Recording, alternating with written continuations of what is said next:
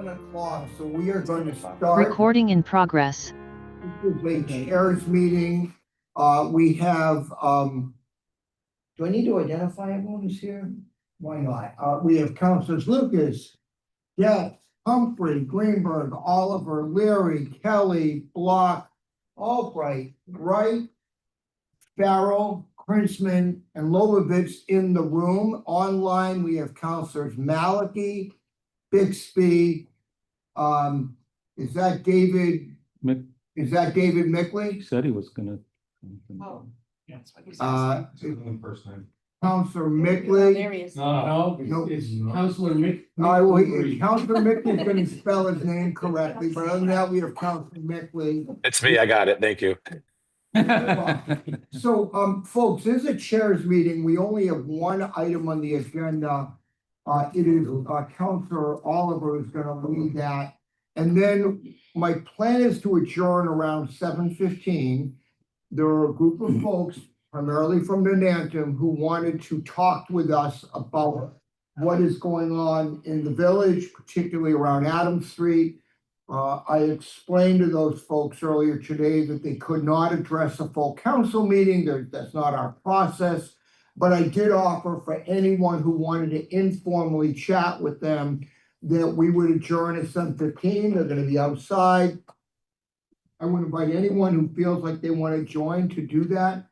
I would strongly suggest that this be a time to listen. I really don't think we want to get into any kind of back and forth debate because I also want to be mindful of open meeting laws, but we can always listen. I may, if there's a direct question, answer questions or all process, but that will be it. We've been joined by Councilor Danberg and Councilor Oliver. Why don't you tee it up? Great, thank you. So I just wanted to take a few minutes because it's time we gave you guys an update on what we've been up to. And by we, I mean the Community Dialogue Working Group. Once we received approval, right, on the recommendations that we got, and then the mayor, if you guys all recall, funded a resolution in 24 to hire a consultant to kind of help us create, this is an uncomfortable word for me to use, but safe spaces in the community where we can have conversations of substance around topics that are a little contentious. The irony is not lost on me. So we made 3 recommendations as a subcommittee. And just as a quick reminder, the first one was the training that I just mentioned. The second was tighter collaboration with NPS around the schools, what they're doing, what they've got going on, what their needs are, what's going on with their budget. And then the third one was standing up a city council newsletter. And just as a couple of quick updates, and then, you know, I assume we have time for questions as needed. On the training front, we have engaged a company called Essential Partners, or EP.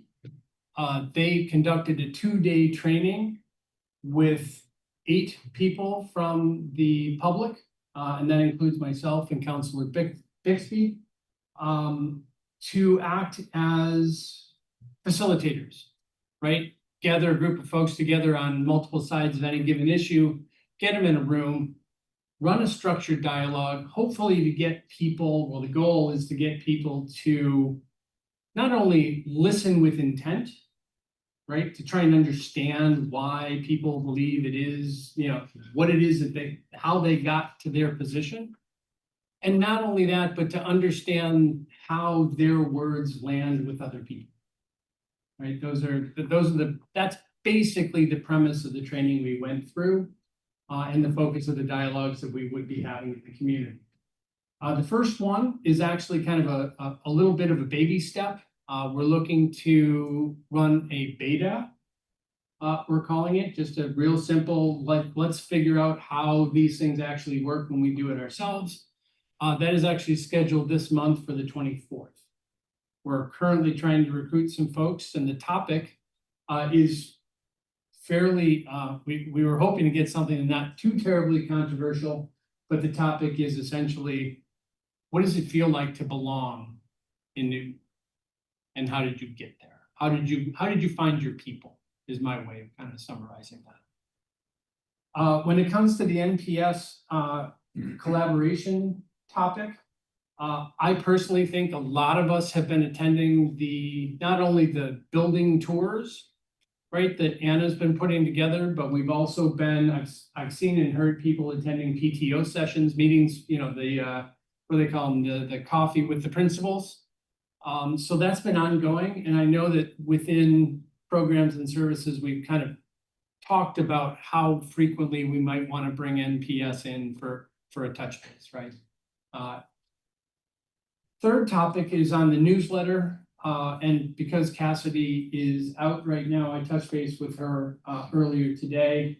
Obviously, there is a newsletter that's ongoing, right? They started to recruit people, right, to build a list. As a reminder, that newsletter is meant to cover the topics that we're going through on city council, but devoid of all of the spin that some of us counselors put on the topics in our newsletters.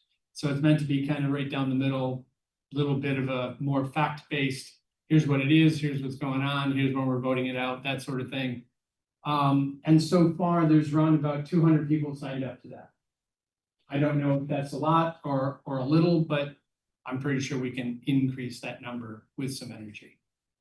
But that's really all I just wanted to run through. I don't know, Councilor Bixby, is there anything you wanted to add? Not that I want to kind of put you on the spot, but I guess I just did. Can I get through? Yeah, we hear you. Okay, great. Sorry, I kept getting bumped off. No, I think you covered it fantastically. And we're excited, especially to have the dialogues piece rolling. Great. Yeah, it should be good. Does any counselor have any questions or comments? I have one suggestion. When I was in the school committee many years ago, and then when I first became a counselor, the 3 counselors from the ward and the school committee member from the ward met periodically. I think you did that very successfully when Renee Murphy was on the city council, on the school committee as well, is my memory. I would strongly suggest that. It's not a heavy lift, but if you want an informal way of figuring out what's going on the school committee, and also to the extent there's city council issues that might affect your particular ward, I thought that was particularly effective. Because while the 3 counselors in the ward often talk to each other, I don't think we engage the school committee person that much. So just a thought, and I'll say that we have not done as good a job of that recently as we could have. Yes. Susan, one question. What is the audience you're looking for? You say you've got 200 people. How can we support that? For the newsletter, you mean? Yeah. Certainly. I would suggest that we grab the link. We did get it from the clerk's office a ways back. And, you know, plug it in your newsletter, share it with people, because it's literally intended for everyone in there. So It's open. Oh, yeah, it's open. Yep. and could you help me to understand? You said this newsletter is fact-based. Does that suggest that maybe some other ones are? I know, I was gonna.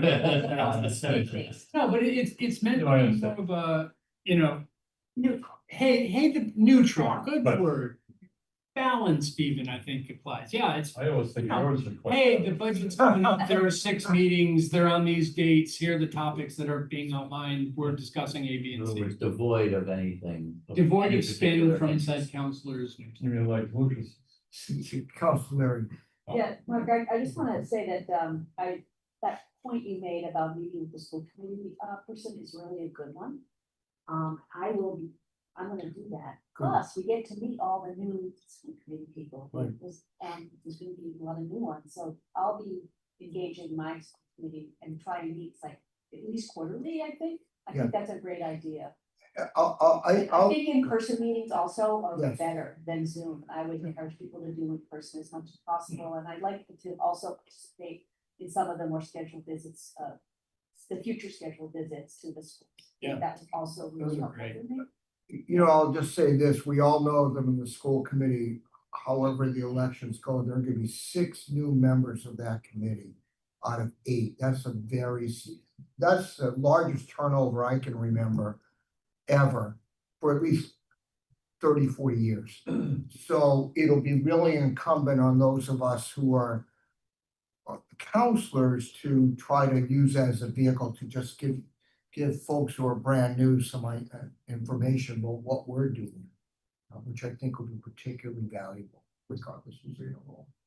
Anyone else have any questions, comments for Counselor Oliver, Counselor Bixby? Next steps, Counselor Oliver, do you want to report Sure. back to us somehow on Well, I the? think, thank you, but one of the one of the things that we said we've committed to doing is to report back on a regular basis, and I don't think we've done a very good job of that, but so I'll be picking that back up. But I really do think that, at least on the training front and the community engagement, I personally see that every single time we hold one of those dialogues, that would warrant a feedback. What I would suggest is that we try to make sure we have a chairs meeting either in September or October before our full council meeting. Maybe the second meeting in September might be appropriate.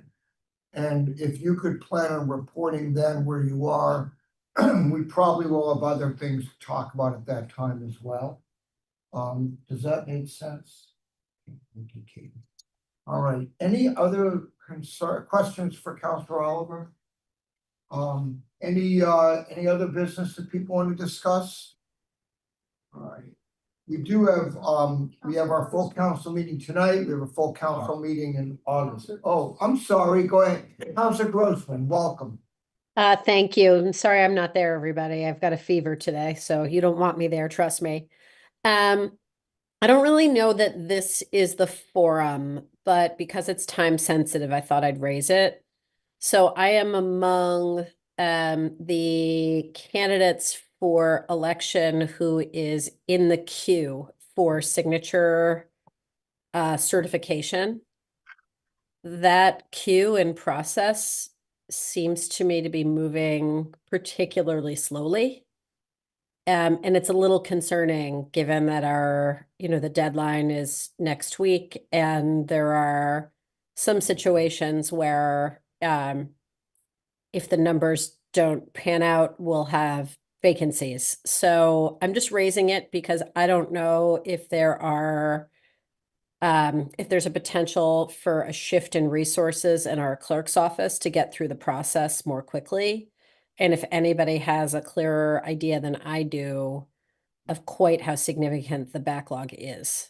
Look, it's looking pretty significant to me, just based on what I've seen when I've been there of the pile, as well as the number of candidates on the list that keeps coming out that are shown as not certified. So, Councilor Grossman, you raise a very important concern. It's also, I think, we as counselors, many of whom are running for election in one way or the other, need to be very sensitive to our interactions with staff. But what I will do is I'm going to talk to Katie this evening, and I'm going to communicate with Mayor Fuller's office first thing in the morning to see if we can figure out how to expedite this process. Yeah, and like I said, perhaps a shift in resources for a few days or something like that, just to try to get through it. Taken point, and we do need to get that done promptly. So let me see what I can do in the next 24 hours. Thank you. Thank you for raising it. Anyone else? Okay, with that, it is 7:15. We're adjourned. I do invite people to step outside and meet some of our neighbors. It's just gonna happen out in the hall. Outside in front of the building. Outside where they all are.